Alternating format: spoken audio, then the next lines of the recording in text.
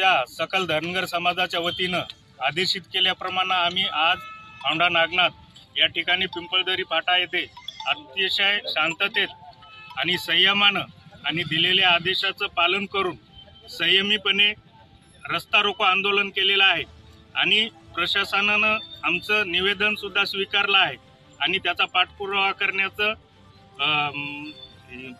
करण्याचं त्यांनी ठरवलेलं आहे। आज या ठिकाणी सदर आंदोलन करण्यासाठी ही वेळ का आली तर गेल्या 15 दिवसापासून पंढरपूर येथे तसेच लातूर नेवासा येथे आमचे समाज बांधव आमच्या आरक्षणाच्या प्रश्नासंदर्भात गेल्या 15 दिवसापासून उपोषणावर आहेत आणि त्यांना संपूर्ण महाराष्ट्रातून पाठिंबा देण्यासाठी आज संपूर्ण महाराष्ट्रात तालुका स्तरावर आणि जिल्हा स्तरावर आज आम्ही रस्ता रोकोने शासनाला इशारा दिलेला आहे आणि जर शासन आमच्या या एसटी आरक्षणाच्या अंमलबजावणीची नोंद घेणार नसेल तर याहीपेक्षा तीव्र आंदोलन महाराष्ट्रात करू आणि शासनाला एवढीच कळकळीची विनंती करतो की आमच्या या एसटी आरक्षणाच्या अंमलबजावणी संदर्भात आमचा आकस कुठल्याही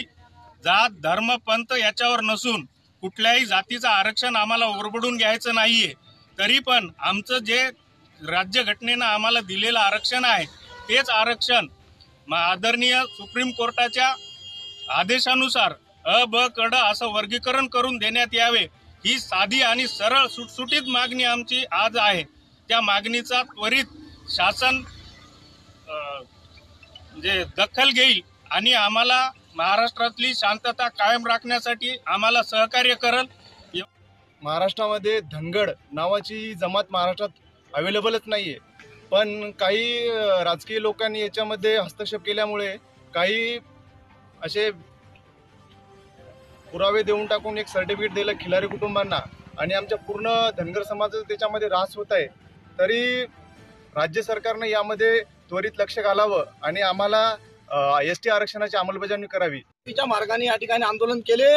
आणि आता याच्या पुढे आम्ही असं शांततेचे किती आंदोलन करायचे, शासन आमची किती दिवस वाट पाहणार आहे। अतिशय आमची साध्या पद्धतीची मागणी आहे, कोण्याही समाजाचं आम्हाला या ठिकाणी आरक्षण हिसकून घ्यायचं नाही आणि तसंच या ठिकाणी